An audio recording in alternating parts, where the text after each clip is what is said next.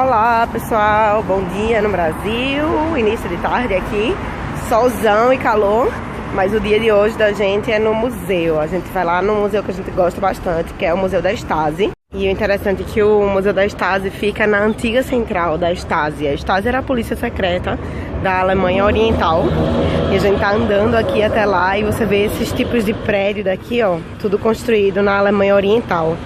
A Alemanha Oriental era a DDR, né, que era a parte comunista aqui da Alemanha. E esse tipo de arquitetura foi muito comum nos bairros que eles construíram depois da guerra.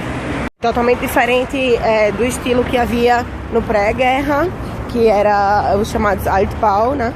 Esses daqui eram para a população mais modernos, tinha banheiro e etc. dentro.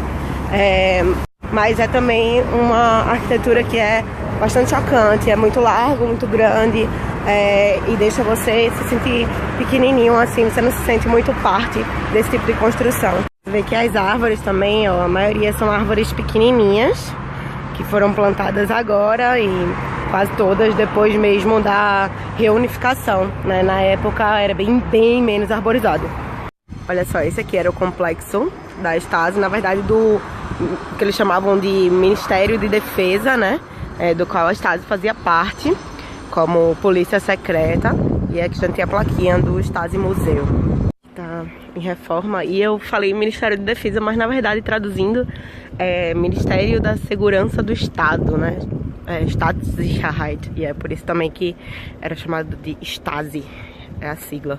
Olha aqui, todo esse complexo era o complexo daqui de polícia e defesa daqui da DDR, da Alemanha Oriental. Olha só, então a gente tá no prédio mesmo original, né? E dentro desse complexo todo, a Casa 1, que é essa daqui, é onde a gente tá, que era a central da Stasi, a polícia secreta. Que é o museu que a gente vai explorar hoje e eu vou mostrar pra vocês aqui também. Aqui as entradas custaram 6 euros, custa a entrada pro adulto. E a gente tá tomando um cafezinho primeiro. Esse cafezinho e esses 2 bolinhos custou 1,80. Muito baratinho, né? Aqui nesse cafezinho daqui. Esse tipo de elevador aqui é chamado de Paternoster, que você entra nele e ele é contínuo, assim. Então, quando chega no andar, você tem que pular, digamos assim, para evitar de continuar até o andar de baixo. A gente já andou num desse e você pode andar também na prefeitura de Schöneberg, que era a prefeitura da Berlim Ocidental. E é bem interessante, e você fica com medo quando vai chegando no final. Olá, passei aqui também. Olha só, vocês estão vendo esse caminhãozinho aqui, bonitinho, ajeitadinho, simpático, né? Inclusive aqui com essa cortininha. Vou falar pra vocês daqui a pouco que funcionava aí. Aqui com a câmera de trás do celular, bem simpático o caminhão. Mas aqui funcionam 5 celas. Aqui é uma cela, o preso ficava sentado, com as pernas pro lado de cá. E lá dentro tem mais 4 celas. Não dá pra ver daqui, mas tem lá sim. Claramente um carro de transporte de presos, né, de prisioneiros. E o interessante é que às vezes ele se disfarçava de carro de entrega de produtos, né? Então carros de entrega de, sei lá, fruta, verdura. Mas na verdade é para levar pessoas para prisão. A exposição é dividida em 3 andares. Aí o primeiro andar tem a missão da Stasi e quem eram aqueles que trabalhavam para a Stasi. O segundo andar é o ministério, para você ver como são as salas e tudo mais. E o terceiro andar, eles têm o final, como terminou e as ações da Stasi. E também tem exposições temporárias, que agora eles estão com uma exposição muito interessante, que a gente veio vê-la, inclusive, que é sobre as crianças da Prússia Oriental que tiveram que fugir nesse período pós-Segunda Guerra Mundial e tiveram que ver o exército soviético fazendo absurdos, cometendo violências, estuprando sua família e tal, então sobre elas. Pra vocês terem uma ideia, eu vou passar com vocês pelos andares, só para vocês verem mais ou menos como é, para quererem vir, né? Aqui tem a linha do tempo inteira da construção, tanto com os fatos importantes da DDR, a Alemanha Oriental, quanto da Stasi. Eles começam mostrando o papel da Stasi em vários locais e de várias formas na sociedade, com fotos. Inclusive aqui, ó, o conselheiro de Willy Brandt, que era o chanceler da Alemanha Ocidental, era um espião também da Stasi. E aí é que eles vêm mesmo para a exposição falando da criação da DDR, a Alemanha Oriental, com toda a sua estrutura formal e política e, claro, a Stasi também, né? O partido SED, que era o partido que governava a DDR, criou a Stasi porque viu que se fossem votos abertos democráticos, eles só teriam 20% dos votos no máximo, na melhor das previsões. Então eles vão criar para garantir a perpetuação do comunismo ou do socialismo. Então também vão criar com toda uma ideia de que a Stasi tinha um ideal de manter a paz aqui dentro. E a Stasi foi criada com o modelo soviético. Inclusive, eram funcionários da KGB que supervisionavam a contratação dos funcionários aqui da Stasi. E a partir de 57 ela ficou independente, mas ainda bastante influenciada pela KGB. Desde sempre foi criada nos modelos da KGB, foi guiada pela KGB e depois, apesar da independência, continuou sendo bastante influenciada. Em 1917, Lenin criou uma polícia secreta chamada de Cheka, e os oficiais daqui da Stasi se chamavam de chequistas, porque eles admiravam o terror e a extrema brutalidade dessa polícia criada por Lenin, que era tcheca, né? Não vale nem falar, né? Foram eles que degolaram muita gente, decapitaram muita gente. Bom, então aqui eles têm uma parte da exposição que é justamente falando sobre o inimigo. Então, quem eram esses inimigos todos aí que existiam, contra os quais, né, eles tinham que lutar? Então, para eles, se você era um jovem que gostava de rock, se você fazia parte de um grupo da igreja, se você de alguma forma manifestava gostar de algo do Ocidente, você já era um inimigo. E os funcionários e a Stasi não só propagandeava isso, mas na maioria das vezes realmente acreditava que essas pessoas eram inimigas mesmo. Então isso reforçava ainda mais esse estado de vigilância máxima que era vivido aqui na DDR. Nessa parte daqui dos inimigos, eles falam sobre 17 de junho, tem lá no blog também, o Muro de Berlim e a Primavera de Praga, né, e como a Stasi reagiu. Bom, e aqui começa a parte da exposição que é sobre os funcionários, né, as pessoas que trabalhavam para a Stasi e os políticos e etc. O que é interessante é que os oficiais da Stasi sempre usavam todo esse aparato daqui militar, apesar de a grande maioria não ter nenhuma formação militar. Então eles meio que criaram uma ideia militar para a Stasi. E o importante para subir no partido ou na Stasi era a lealdade partidária, né? E não a sua formação ou a sua competência. Muita gente jovem queria fazer parte da Stasi, que caía também na propaganda, mas também porque você tinha um monte de garantias, né? Você tinha garantia das férias nos locais onde você queria e o salário também era de 3 a 4 vezes maior do que a média. Aqui é importante dizer que dentro da DDR você não podia escolher o que é que você queria ser, escolher a sua profissão. Então você tinha que dizer qual a faculdade ou qual curso que você gostaria de fazer e o Estado é que aprovava ou mandava você para outra coisa. E aí, novamente, importante era a lealdade partidária. Então, você era um membro do partido ou você era de uma família que era membro do partido. Se sim, você podia escolher as melhores profissões. Se não, você estava ferrado. Eles têm também essa parte que fala do complexo inteiro. Isso aqui era todo o complexo da Stasi, né? Inteira, do Ministério todo da Segurança, entre aspas, né? E aqui, novamente, uma maquetezinha. E do outro lado do corredor, então, eles vão falar sobre os IE. Por exemplo, a Zeiss fez uma lente especial. A Zeiss, até hoje, é uma das maiores empresas, né, de lentes.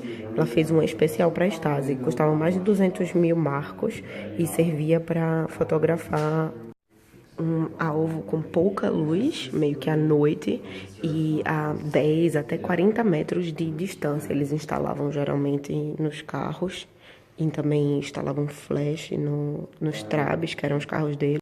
Eles também colocavam essas câmeras, ó, que inclusive eram produzidas no Ocidente, dentro desses negócios de água. E aí o buraco da câmera ficava por aqui, ó. E na parte de cima eles enchiam de água, então era dividido. Então essas mini câmeras aqui que eles instalavam nas gravatas, ou então nas sacolas de compras, ou como se fossem de mulheres, né? Então aqui tem vários objetos que eram usados por eles na espionagem. Essa daqui é uma das mais famosas, que é uma câmera soviética, bem pequenininha mesmo. Vou botar minha mão do lado para vocês verem. E aí um botãozinho, ó, então você pode esconder ela em várias roupas diferentes e usar. Mas claro, eles podiam ter tudo isso, só que a melhor arma deles eram mesmo os informantes deles, né? O que eles chamavam dos IM. Então eram neles mesmo que eles investiam para receber informações. Porque esses informantes estavam dentro de todos os grupos, tinham a confiança desses grupos, então eles depois proviam a Stasi com as informações importantes. Inclusive, em 1989, já no final, um quarto dos líderes do movimento de oposição dentro da Alemanha Oriental eram informantes da Stasi. É incrível, né? Claro que cartas também eram lidas, né, pela própria Stasi. Isso aqui, por exemplo, é uma funcionária da Stasi selando as cartas novamente, para não ficar claro que a Stasi já leu antes mesmo de você receber, né? Isso aqui era a Polaroid que eles usavam para fotografar os apartamentos que eles invadiam, né? Então eles invadiam quando a pessoa não estava em casa, tiravam várias fotos do apartamento antes de começar a olhar, né? Fotos de todos os detalhes, como estava a cama, como estava a mesa. Assim, depois eles colocavam tudo no lugar direitinho e saíam novamente. E a pessoa nem sabia que a Stasi tinha investigado seu apartamento. Quando a Stasi não tinha, por algum motivo, a chave do apartamento, porque era comum eles conseguirem de alguma forma, tinha uns funcionários especiais da Stasi que abriam qualquer porta. Então eles usavam esses kits e abriam. Bom, e aí eles têm a parte sobre os presos, né? Então, quem era preso, como era tratado. Então, as fotos, os documentos também das pessoas que foram perseguidas aqui nessa ditadura. Em geral, até se eles tivessem só uma suspeita, eles já prendiam você em prisões que eram ilegais, né? Que ninguém podia saber que existia. E aí, só para que você pudesse, digamos, provar sua inocência. Mas tinham também as prisões legais, né, de acordo com o Código Criminal deles. E aí aqui, por exemplo, agitação ante o Estado, cruzar a fronteira de forma ilegal, ter contatos ilegais, ou então comportamento antissocial. Inclusive aqui em Berlim, você tem como visitar uma prisão da Stasi em Hohenhausen. Qualquer dia a gente vai lá e mostra para vocês, e os tours são feitos com antigos prisioneiros de lá. À altura da reunificação, em 1990, cerca de 80 mil pessoas estavam presas injustamente e foram soltas depois que seus casos foram revistos pelo Ocidente, né? Digamos assim. Fica fácil prender injustamente quando esse era o tipo de pensamento, que um juiz na DDR ele tinha que ser um funcionário político confiável, né? Ou seja, era uma decisão pelo partido. Por isso que é muito importante prestar atenção no aparelhamento do Estado nas instituições democráticas, né? Então, se você tiver funcionários do partido em todos os lugares, esse tipo de coisa pode acontecer facilmente. E prender não era a única forma de penalizar os inimigos, eles também simplesmente excluíam da sociedade. Então, você não podia ir para a escola que você queria, para a universidade que você queria, praticar a profissão que você queria. Bom, e depois que você passa aqui para o outro lado do corredor, no terceiro andar, você entra nessa parte do término mesmo da Stasi. Então, a partir de 1989, na verdade 1990, com a reunificação, como que os documentos foram descobertos. Com a queda do muro, os funcionários da Stasi já estavam se livrando de todos os documentos aqui importantes, obviamente, para não ter prova contra eles. E em janeiro de 1990, a população se revoltou, invadiu aqui, pegaram os papéis e, enfim, fizeram uma grande manifestação aqui na tentativa de evitar realmente que eles tivessem destruído todos os documentos que eles já estavam fazendo. Enquanto estava rolando essa manifestação, estava rolando uma mesa redonda também, por exigência da oposição, em que eles queriam colocar suas demandas aos políticos do SED, mas nessa mesa, 16 dos 36 que estavam sentados eram informantes.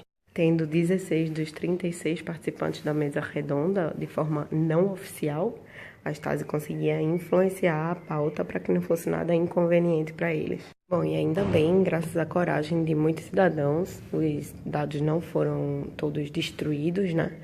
E a gente tem acesso a isso hoje em dia.